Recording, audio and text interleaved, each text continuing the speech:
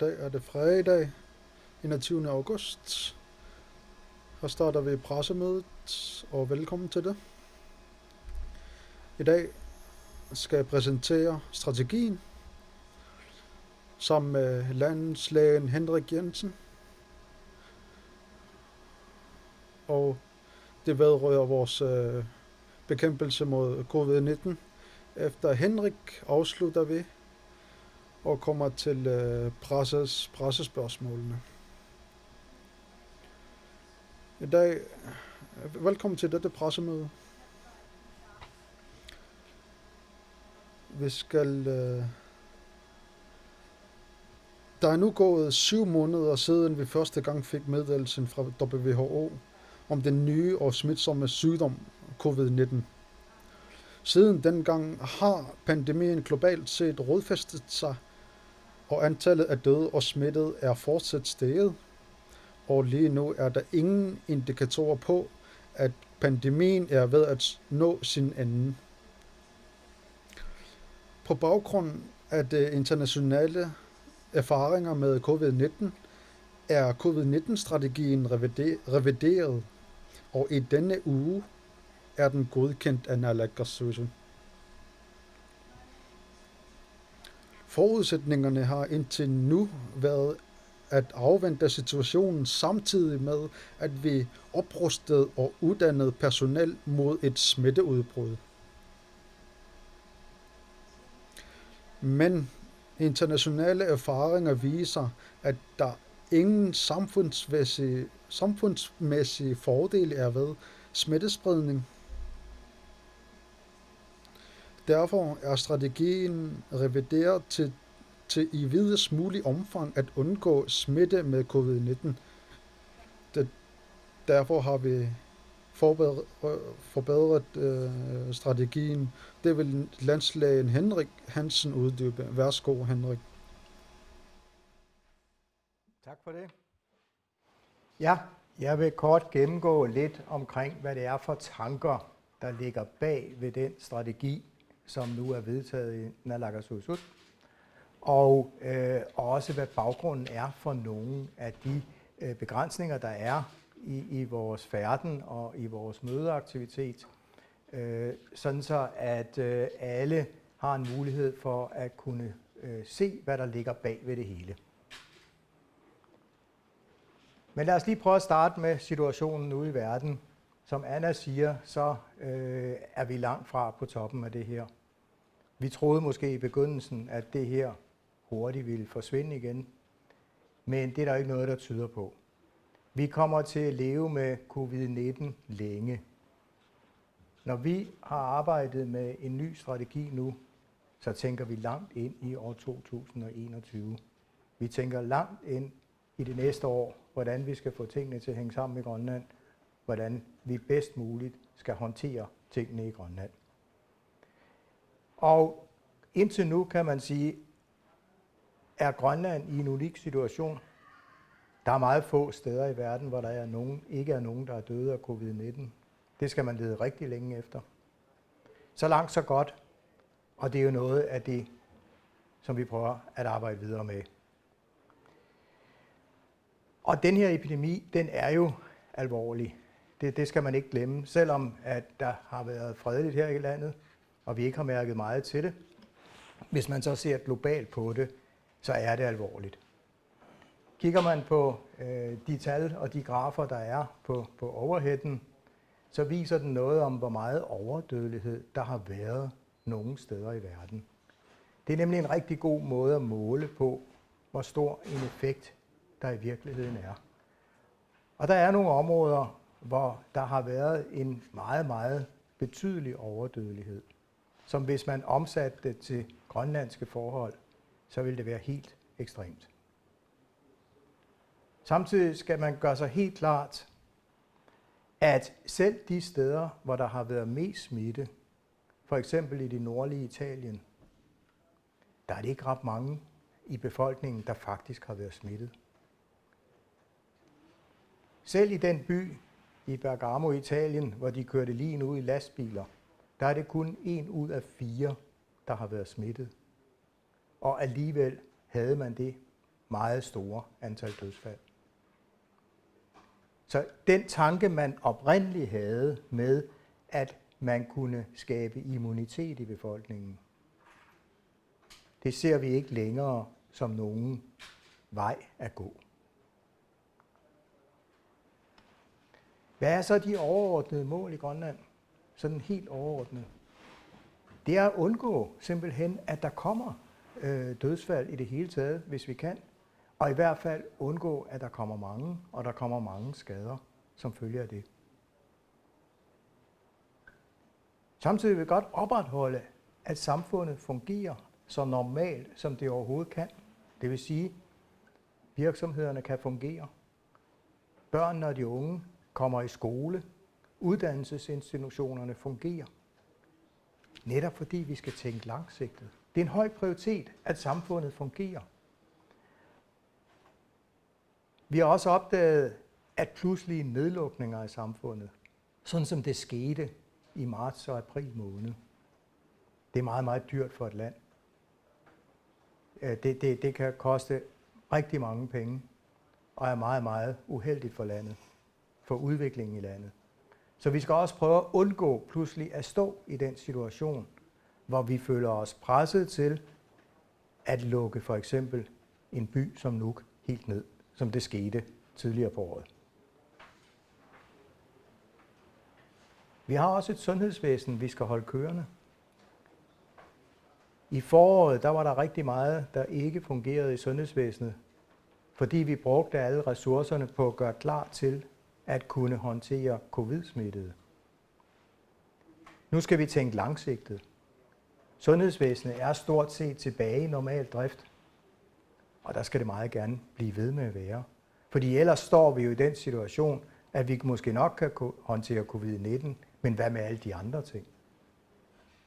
De må ikke gå i stå. Vi skal tænke rigtig langt nu. Alt det af normale skal kunne fungere. Er der så en særlig trussel her i Grønland? Er covid en særlig trussel? Ja, indtil nu har alt jo været fredeligt. Vi har håndteret det, der har været.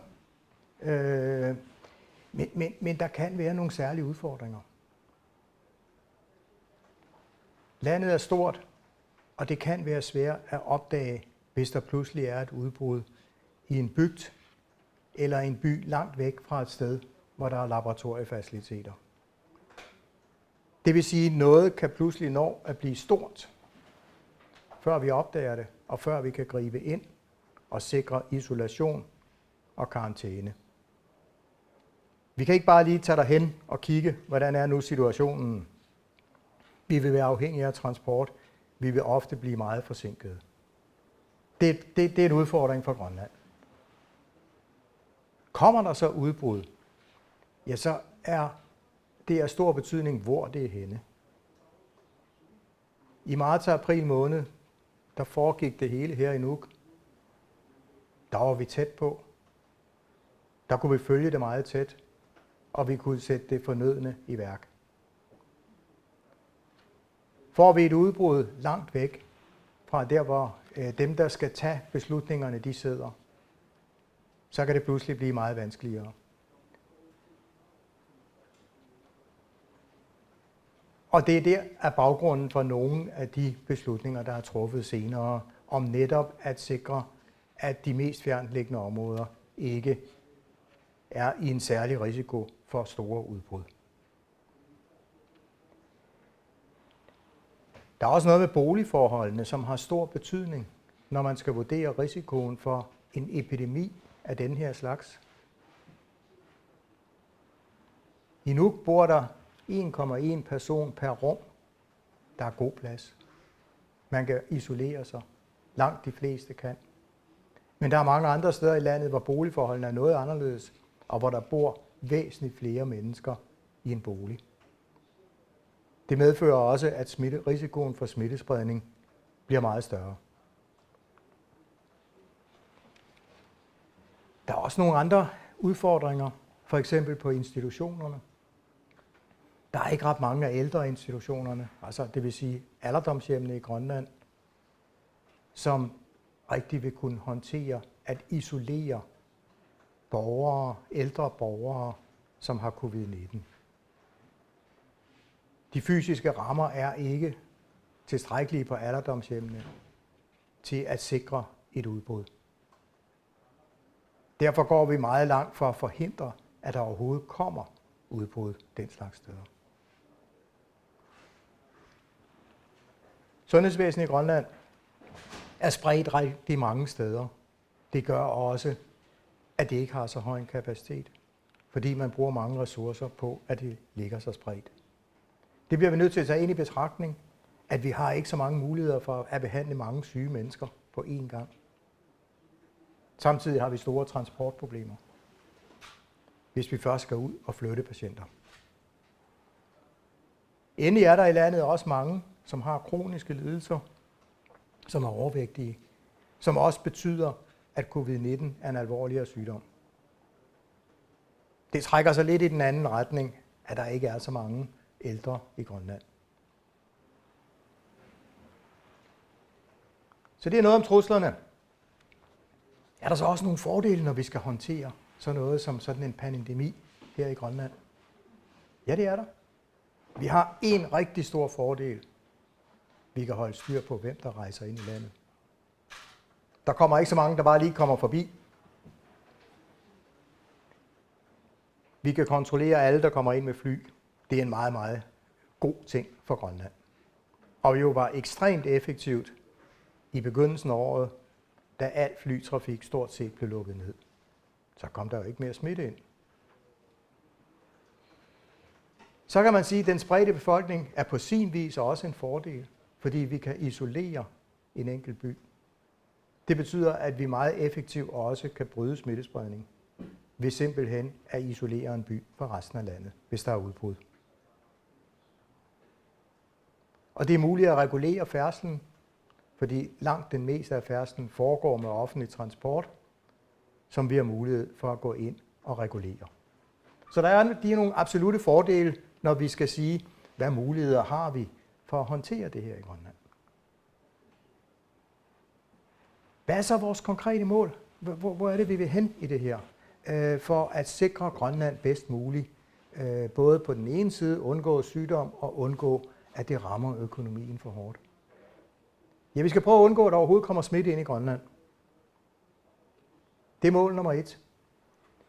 Hvis der kommer smitte ind, og det vil der gøre på et eller andet tidspunkt igen, så skal vi være i stand til at kunne håndtere det, så der ikke kommer et stort udbrud. Og samtidig så er der et scenarie, som vi er meget bekymrede ved. Det er, hvis der sker smittespredning mange steder i Grønland samtidig. Hvis vi skal håndtere det et sted, så kan vi putte alle vores ressourcer derhen. Hvis vi lige pludselig har smittespredning 10 steder i Grønland, så vil vi have meget, meget store udfordringer.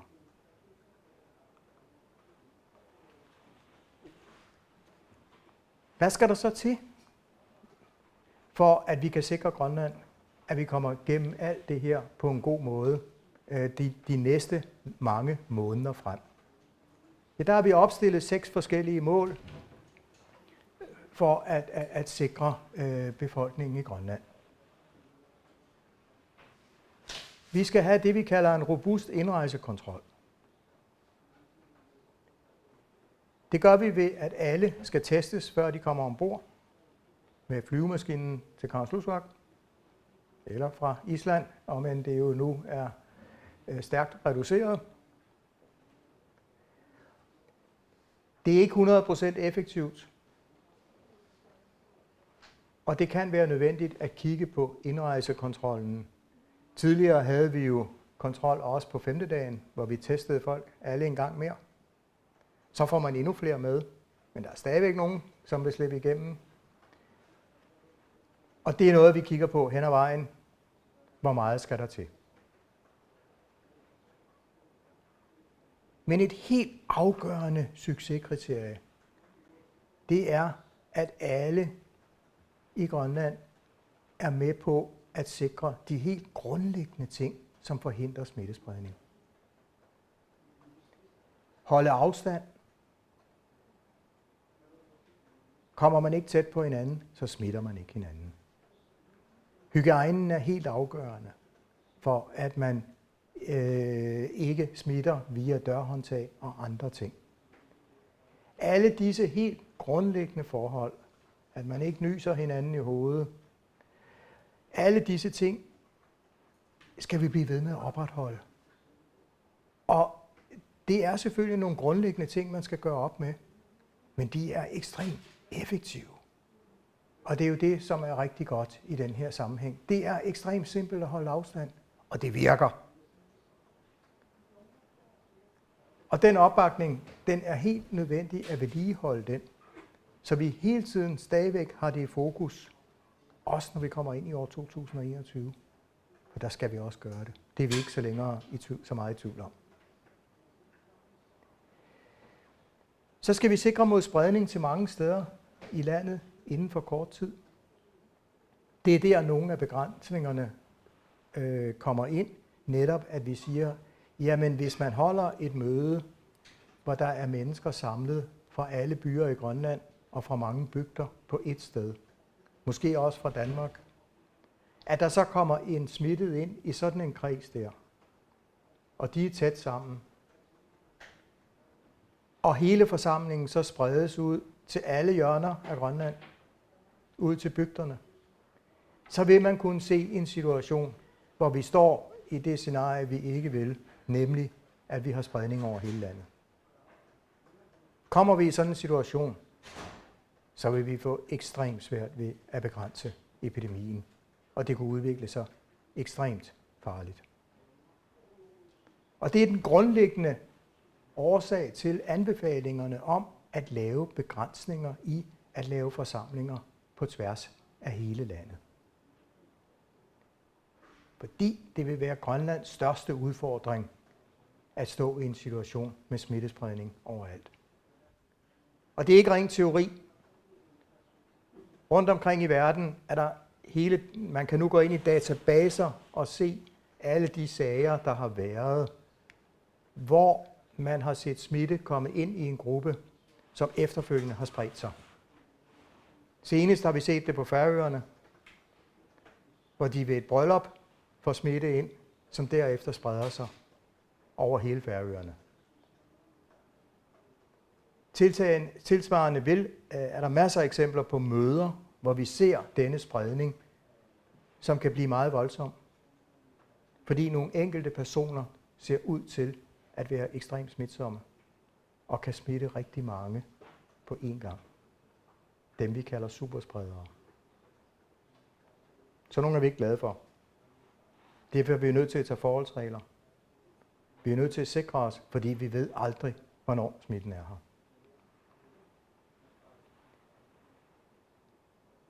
Vi skal blive ved med at overvåge. Vi skal blive ved med at teste. For hele tiden at sikre os, at der ikke pludselig er smitte inde i landet. Det kan godt være nogen, der ikke er ret syge, men vi skal fange dem lige med det samme. Fordi lige pludselig får de smittet nogen, som bliver alvorligt syge. Det kan vi blive endnu bedre til, men det er allerede blevet væsentligt forbedret ved, at vi nu kan teste 5 steder på kysten. I Ilulissat, i Aasiaat, i Sisimiut, Qaqortoq og på østkysten i Tasiilaq. Det er en enorm forbedring, at vi der inden for en time nu rent faktisk kan teste personer derovre og få afklaret, om de er smittede. Det næste projekt, det er, at vi også ude i de små sundhedscentre i byerne også får testfaciliteter. Det håber vi meget på, at vi har i løbet af den næste måned. Vi ved det ikke endnu, men vi tror, at vi vil få det inden for relativt kort tid. Vi har forhandlinger med alle mulige om at prøve at skaffe os det nødvendige udstyr. Men det, der er udfordringen, det er, at der ikke er et laboratorium ude i de små steder, eller der er ikke et rigtigt laboratorium til den her slags ting, så teknologien skal også tilpasses, hvad det er for rammer, der er på et sundhedscenter. Så er der det med nogle områder, som ligger langt væk fra alting. Østkysten, det nordlige Grønland og dele af det sydlige Grønland, hvor der er blevet lavet særlige regler for indrejsen, hvis man kommer fra udlandet. Også det er en ekstra sikkerhedsforanstaltning, for lige bestemt at undgå, at der kommer smitte ud i de områder. Fordi vi på forhånd ved, at vi vil være så dårligt stillet til at bekæmpe det. Det giver en masse besværligheder. Ingen tvivl om det. Og det hindrer også nogle ting. Og er en politisk afvejning af, hvad må det koste at sikre? Kontra, hvad er konsekvenserne af et massivt udbrud i Nordgrønland eller i Østgrønland? Endelig, så er det nødvendigt at have en kapacitet til at kunne isolere de syge. Der er ikke alle steder plads til folk i deres eget hjem, hvis der bor mange mennesker det pågældende sted. Man er nødt til at have sit eget rum, hvis man skal isoleres. Nødt til at have adgang til at blive vasket, og også kunne have det for sig selv. Det er der mange boliger, der ikke har. Derfor er der lavet et samarbejde med kommunerne om, at kommunerne skal være med til at hjælpe med at lave isolationsfaciliteter. Den opgave er vi ikke færdige med. Man skal også kunne sætte rigtig mange i karantæne. Altså det vil sige, at vi skal sikre, at de ikke smitter andre, mens de måske selv vil udvikle sygdom. Også der har vi brug for kommunerne til at bistå med at finde steder, de kan være, hvis de ikke kan være derhjemme og faktisk være isoleret fra andre. Og det er mange mennesker, vi snakker om, hvis så noget skal være effektivt. Under det nylige udbrud i Færøerne havde de næsten 1000 mennesker i karantæne på én gang. Det er ikke en situation, vi ville synes ville være særlig rar. Det vil vi få rigtig svært ved. Og det er også noget af baggrunden for, at man kan sige, at vi har foreslået naalakkersuisut at gå ret langt med at lave forebyggende tiltag, for ikke at ende i et tilsvarende situation, som Færøerne er lige nu, hvor de har et meget omfattende udbrud. Det vil vi få svært ved at håndtere. Og det eneste alternativ, det er så at lave nogle forebyggende tiltag, velvidende, at det er besværligt, det giver ulemper. Det er en afvejning, en tung politisk afvejning af fordele og ulemper, og hvor høj en risiko man er villig til at tage. Det var en kort introduktion til baggrunden for alle de tiltag, der er blevet sat i værk her i Grønland. Tak. Vi siger tusind tak til Henrik. Vores infrastruktur og omfanget af Grønland har sine egne fordele. Og med hensyn til forebyggelse af spredning, kan det siges, at det har været en succes. Og dertil muligheder. Der har vi gode forudsætninger for at kunne kontrollere indkommende rejsende og på en hurtig måde kunne indskære Grønland i flere områder. Og med hensyn til forsamlingsforbud kan vi også sikre en bedre forhold i Grønland. Og flere steder i verden kan vi se og læse, at større forsamlinger øger risikoen for smitte. Derfor har vi for nyligt forlænget restriktionerne ved forsamlinger. Det er alle sammen dem, der skal beskytte os. Og vi har jo også givet vores allesammen indsats. Og det har påvirket en stor del af vores hverdag. Og måtte ofre en del. Men vi stopper ikke sagen herfra. Og det er nu, at vi skal holde os samlet i samfundet og holde os sammen og følge myndighedernes indstillinger hvis vi kigger på andre udviklinger i verden over, er det kritisk alvorligt vigtigt, at vi alle sammen yder en indsats og holder vores ansvar. Og jeg skal gentage, hvad Henrik sagde. Hold afstand, hygiejne, og hvis man har symptomer, sørg for at blive undersøgt og blive hjemme, når du er syg, selvom det kun er almindelig anden virus. Og hvis det nu skal blive krævet at have en mundbind, så vær forberedt på det. Det synes jeg, at vi har været meget dygtige til at følge myndighedernes anbefalinger, og det skal vi fortsætte med. Jeg siger tusind tak for jer, at vi alle sammen i samfundet har fulgt myndighederne for at forebygge spredning. Så vil vi gå over til spørgsmålene til pressen. Jensine. Tak.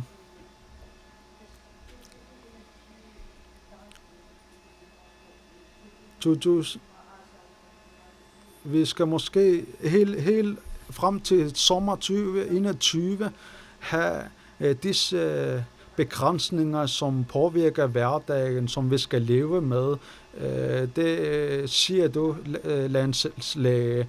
Hvordan, for eksempel i forhold til bygder og byer, og hvis man ankommer til Narsarsuaq eller Kangerlussuaq udefra, det skal så være i disse byer, inden det tager videre. Men omgivelserne, er der ikke nogen påbud? Så for eksempel, hvis jeg ankommer fra Danmark,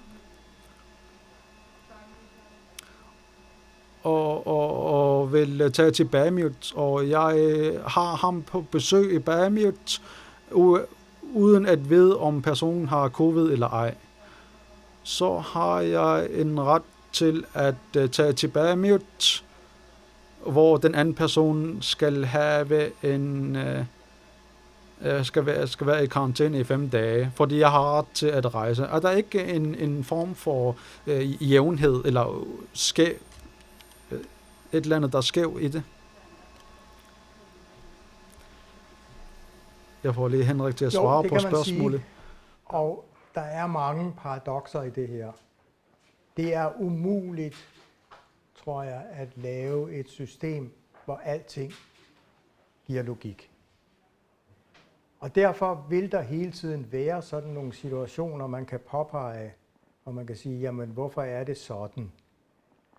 Og det vil også meget vel kunne ændre sig hen ad vejen, fordi vi bliver får hele tiden ny viden omkring det her. Og det kan meget vel være, at vi vil komme med nye anbefalinger, når vi har noget mere viden. Men man kan sige, at disse forhold omkring udrejse til bygder, det er jo netop lavet for at sikre bygderne specielt. For netop at undgå, at der faktisk kommer udbrud i bygderne og i områderne mod øst og nord. Og det er jo ud fra en betragtning om, at et udbrud i en bygd, det vil kunne udvikle sig meget, meget alvorligt, før vi er i stand til at gøre noget ved det. Og ja, jeg er fuldstændig enig i dig i, at vi kan sagtens finde masser af eksempler på, at der er nogle ting, som ikke er fuldt ud logiske. Og vi er meget lytter hele tiden til nye forslag til, hvordan man kan opnå den samme sikkerhed på en bedre måde. Og så vil det selvfølgelig være muligt at ændre reglerne. Men det der, vi er lige nu, og som man politisk har afvejet, vil være den hensigtsmæssige måde at håndtere det på.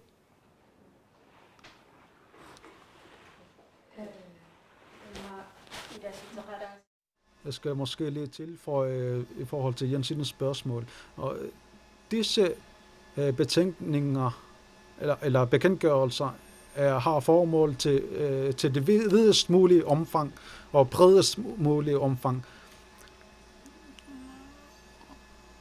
Og hvis man skulle stille meget specifikt spørgsmål som person, så kan man altid henvende sig til corona-beredskabet.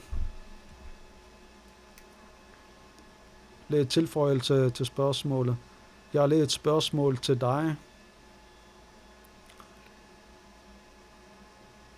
Der er nogen, der er eksperter med hensyn til coronaberedskabet, coronastaben, og der er nogen, der følger, men andre ting bliver besluttet af politisk niveau. Hvordan inddrager I alle partierne, når I beslutter de politiske beslutninger, for at få det bredeste? Tak for spørgsmålet. Jeg er glad for, at du spørger dette. Så vidt jeg er blevet orienteret, så har formanden for Naalakkersuisut har dialog med partiernes formand, og jeg kan forstå, at det kan forårsage, at hvis andre oppositioner siger noget andet, og der får samfundet til at føle sig udtrykt, det kan jeg godt forstå, men Inatsisartut har i år 1. april besluttet, og i den beslutningen er der en bemyndigelse for en epidemikommission. Det vil sige, at hvis der er smittespredning, er der mulighed for en bemyndigelse for at udarbejde hurtige regulativer og regler. Og det kan godt være, at man hastebehandler nogle regler, uden at det forhører sig i partier, men i bund og grund har alle partierne været med til at beslutte det grundlag for et lov for smittespredning. I siger, at strategien skal gælde til og med 21. Hvornår gælder den strategi? Jeg kan måske lige besvare den først, så giver jeg ordet videre til Henrik bagefter. Vi følger tæt omkring, hvad der sker omkring i verden, og vi skal også hele tiden opdatere bekendtgørelserne, og jeg kan ikke lige nu sige, hvornår bekendtgørelserne gælder. Jeg kan kun sige, at hvis vi følger tæt på omkring, hvad der sker i verden, og deraf laver vi bekendtgørelser, der passer bedst muligt til Grønland og sikrer den nødvendige sundheds i Grønland. Jeg ved ikke, om Henrik har noget at tilføje hertil. Jo, altså som Anna også siger, så følger vi jo konstant udviklingen i landene omkring os og ude i verden. Og der er ingen tvivl om, at det vil da ikke gå ret lang tid, at så vil der komme nogle nye forhold ind, som gør, at vores anbefalinger til Naalakkersuisut meget vel kan ændre sig. Så man kan ikke sige, hvornår der vil være brug for en ny samlet strategi på nuværende tidspunkt. Det giver ikke rigtig mening. Og ligesom det heller ikke giver mening at sige, hvor længe skal alting vare. Det, som vi i virkeligheden bare prøver at sige, det er, at vi skal til at vende os til den her tankegang om, at det her, det kommer til at tage lang tid. Det er de hårde facts. Så kommer der til at ske en hel masse inden. Tænk, hvad der er sket det sidste halve år. Det har vi slet ikke forudset. Og vi kan heller ikke forudse det næste halve år. Ja, tak. I forhold til testning, så kan der stille spørgsmål ved, hvor meget vi tester, om vi tester nok. I dag har jeg, så vidt jeg kunne se på opdateringen, set 20 svar, og jeg ved, at der jo er kapacitet til at teste langt mere end det. Mener du, Henrik, at der bliver testet nok i øjeblikket i forhold til, hvis det er, der rent faktisk kommer smittetilfælde, eller kunne man med fordel teste flere, når nu kapaciteten er så langt større end det, der bliver gjort i øjeblikket?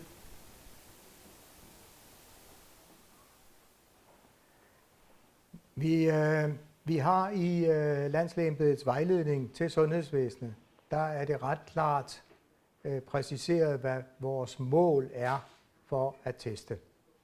Og på nuværende tidspunkt, der måtte det godt være højere. Ingen tvivl om det. Men det er ikke kun et spørgsmål om, hvad sundhedsvæsenet gør. Det handler også om, at de rigtige patienter faktisk kommer frem til sundhedsvæsenet og siger, jeg er syg. Sådan så, at vi rent faktisk kan tilbyde, at de bliver testet. Fordi det er noget af det, der faktisk mangler lidt i øjeblikket. Enten er der meget få syge, og vi derfor ser meget lidt til dem i sundhedsvæsenet, eller også er der nogen, sundhedsvæsenet ikke hører om. Men det er helt klart, som Anna også var inde på, at et element i strategien er, at befolkningen, at alle i Grønland er meget bevidste om, at hvis de har symptomer, som kan være forårsaget af covid-19, så skal man kontakte sundhedsvæsenet og lade sig teste. Fordi vi ved aldrig, hvornår det lige pludselig er her. Fordi der jo faktisk kommer over 1000 mennesker ind i Grønland hver eneste uge i øjeblikket. Og selvom vi har testet dem, så lige pludselig, så er der en smitte, som alligevel er kommet igennem. Men så bare lige opfølgende, kunne man så ikke netop gå ind og lave nogle anbefalinger eller restriktioner på folk, der kommer ind og teste dem, som der også var før, det her med gentest efter 5 dage, i forhold til at nå de mål, som I har sat i Landslægeembedet for, hvor mange der skal testes? Fordi du siger jo også, at folk kan være syge, uden man kan se det. Så på den måde, så kan man måske tage det i forkøbet, komme det i forkøbet med restriktioner. Da vi overgik til fase 2, der blev det besluttet at stoppe 5-dages-testningen. Og det var ud fra en betragtning af, at der på det tidspunkt var meget, meget lav smittespredning i de lande, hvor de tilrejsende kom fra. Så det kunne vi godt leve med. Det er stadigvæk så lavt, så vi ikke er voldsomt bekymrede. Og hvis vi skulle teste over 1000 om ugen, som kommer ind, så vil vi få meget, meget betydelige udfordringer med rent faktisk at gennemføre det. Og igen, vi skal hele tiden prioritere også den normale aktivitet i sundhedsvæsenet. Så det er rigtigt, ja, man kunne hæve sikkerhedsniveauet, men vi ville skulle putte relativt mange ressourcer ind i det, som vil skulle tages fra nogle andre aktiviteter. Så det er hele tiden det dilemma, vi står i, at vi kan ikke bruge alle ressourcerne på covid-19. Vi skal tilbage til et normalt samfund, så vidt muligt. Så det er den afvejning, der er. Men som jeg også sagde før, så er det her jo en situation, vi revurderer hver eneste dag. Og spørgsmålet omkring indrejse og hvor højt niveauet skal være, før man gør noget mere, det er noget, vi kigger meget, meget detaljeret på. Og også går ind i meget komplekse beregninger på, hvor stor er sandsynligheden for, at der er en smittet ombord på Norsak, hver gang den kommer, set i lyset af, at vi ved, hvor folk kommer fra, og hvor højt et smittepres der er de steder. Men det er vel en politisk beslutning, hvis der skal laves anbefalinger, Anna? Eller hvad? Ja.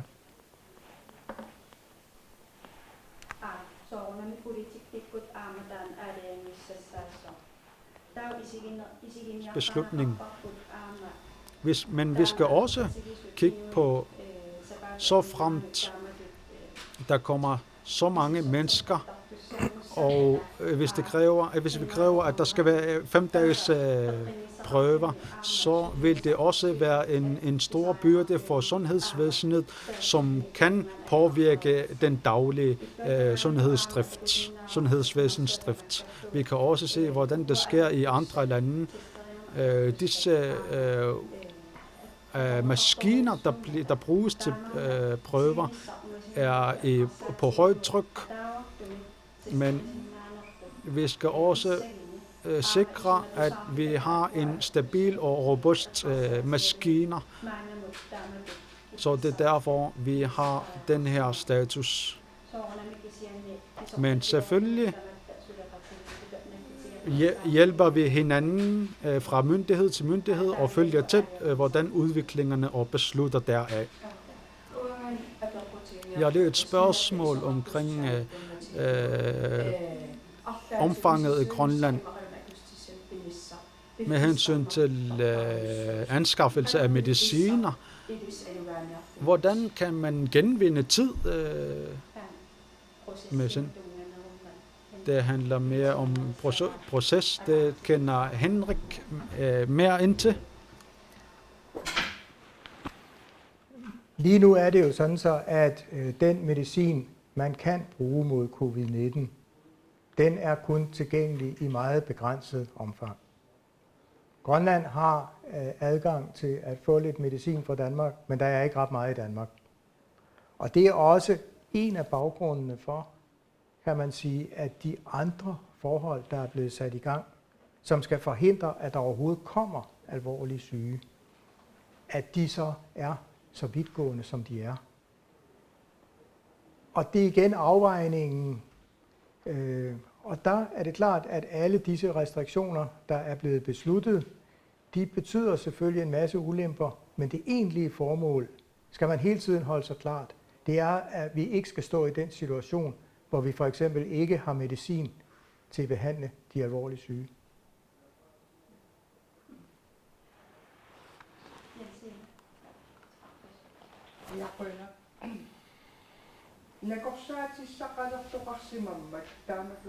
Du nævnte vist, at der findes en medicin til det. Jeg forstår ikke helt, hvilken medicin du snakker om. Nu hører vi, at der er en aftale med EU, at Grønland får en sikret covid-vaccine. Er der en vaccine?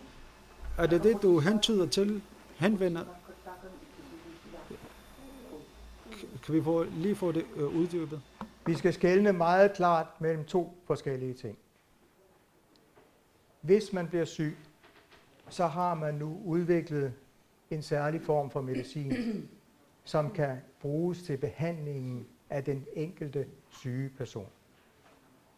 Der er ikke ret meget tilgængeligt af den, og den virker ikke særlig effektivt. Det er den ene del. Så er der hele diskussionen omkring en vaccine. En vaccine er noget, man bruger til at forebygge, at man overhovedet får en sygdom. Det er derfor, vi giver børnene mæslingevaccine, for at forhindre børnene fra mæslinger.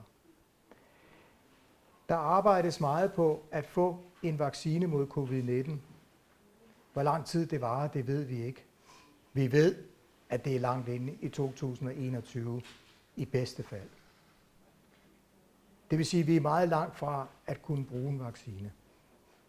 Vi har så sent som i dag fået bekræftet fra dansk side, at den dag, der er vacciner tilgængelige inden for rigsfællesskabet, så vil de blive delt med Færøerne og Grønland. Men igen, det er noget, der i min verden stadigvæk er temmelig langt ude i fremtiden. Det er nogle helt løse aftaler om, at hvis man har en vaccine, så gør man sådan og sådan. Men husk lige, den er der ikke, og det er ikke noget, vi får i år.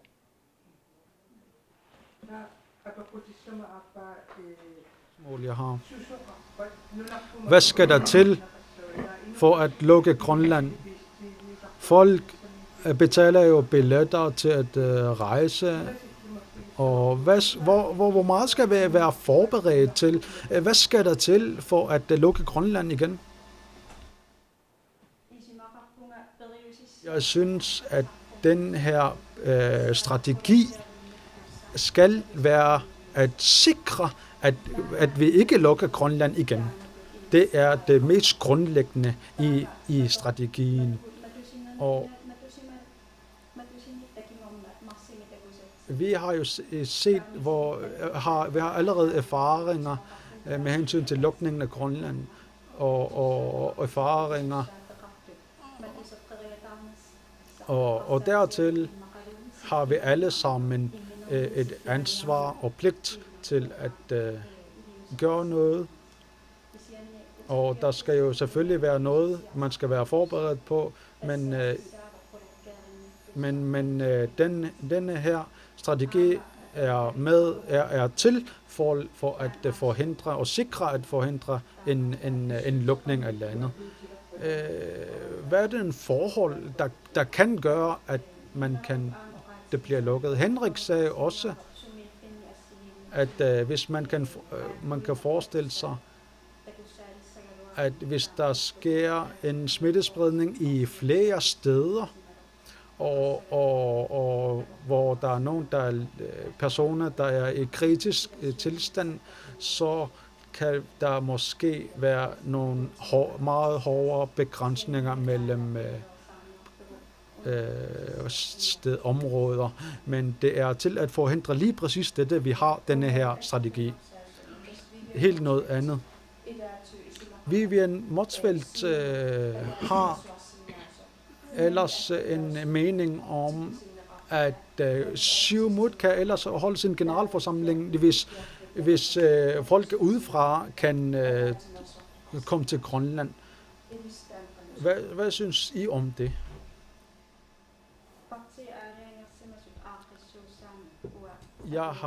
Jeg skal ikke blande mig ind i partiernes egne interesser. Så længe man følger anbefalingerne, og så er det selvfølgelig arrangørens eget ansvar at følge disse. Rådgivningen fra Landslægeembedet, den handler om at nøje analysere risici, der er ved for eksempel at samle folk og sprede dem igen. Vi forholder os overhovedet ikke til, hvad det er for nogle slags forsamlinger. Hvem det er, der mødes eller hvad. Vi forholder os udelukkende til det helt konkrete omkring, hvornår er der risiko for smittespredning. Og der er det, vi har haft meget fokus på forsamlinger. Men hvem det er, der mødes, det er vi jo ligeglade med. Og det er ikke noget, vi forholder os til.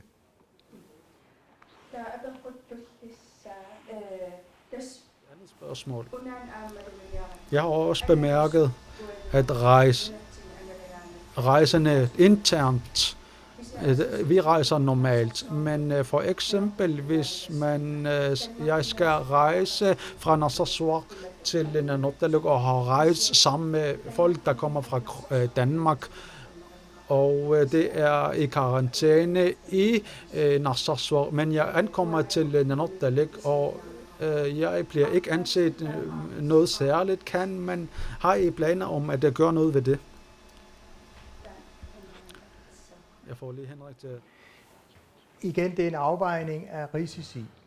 Dem, som er kommet ind med flyveren direkte, de er blevet testet ret kort tid før. Sandsynligheden for, at de selv er smitsomme på det tidspunkt, er meget lav.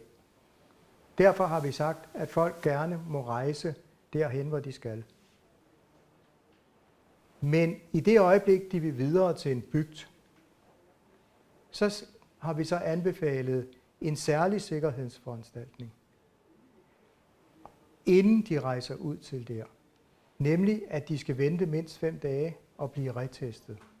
Fordi det er i den periode, at der er mest sandsynlighed for, at de rent faktisk, hvis de bringer smitte med sig, selv får symptomer og begynder at smitte andre. Men teoretisk set kan man se en situation, hvor der er en, der smitter på et fly. Det kan vi ikke helt udelukke. Men igen, det er en afvejning af en anbefaling om, hvordan skal man få det her til at fungere, holde samfundet i gang og samtidig løbe en risiko. Men der er logik i det, ved det, at de lige er blevet testet, og de derfor statistisk set er det ikke særlig sandsynligt, de er smitsomme. For eksempel har vi en Ilulissat, hvor der er omkring 4.000 befolkning. Og da vi var der oppe i Ilulissat, var der en meget grundig parathed i sundhedsvæsenet, men der er ikke en respirator. Men kan man måske vil man bestille flere respiratorer, eller er der en mulighed for det? Indtil nu ved vi, at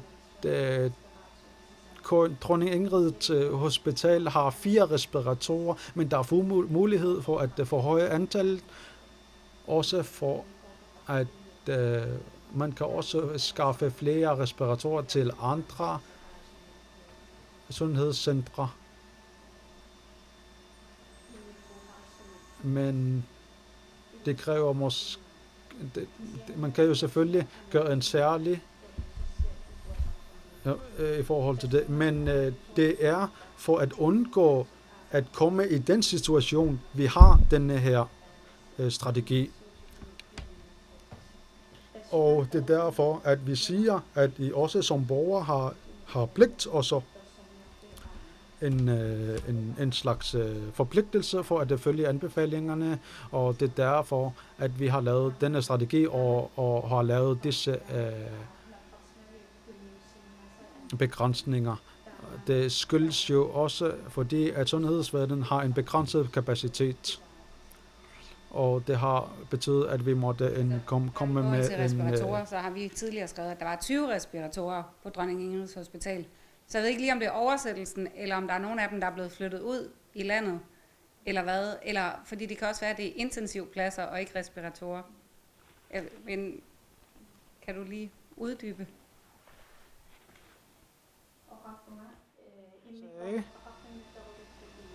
At i intensivafdelingen er der 4 respiratorer, men der er muligt at få dem forhøjet i antal.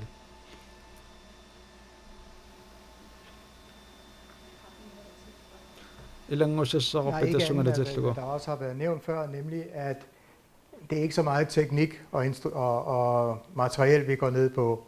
Det er at have tilstrækkeligt personale. Det kræver enormt meget at have alvorligt syge patienter. Hvilket også har været en del af baggrunden for at anbefale, at vi skal gå meget langt i forebyggelsen.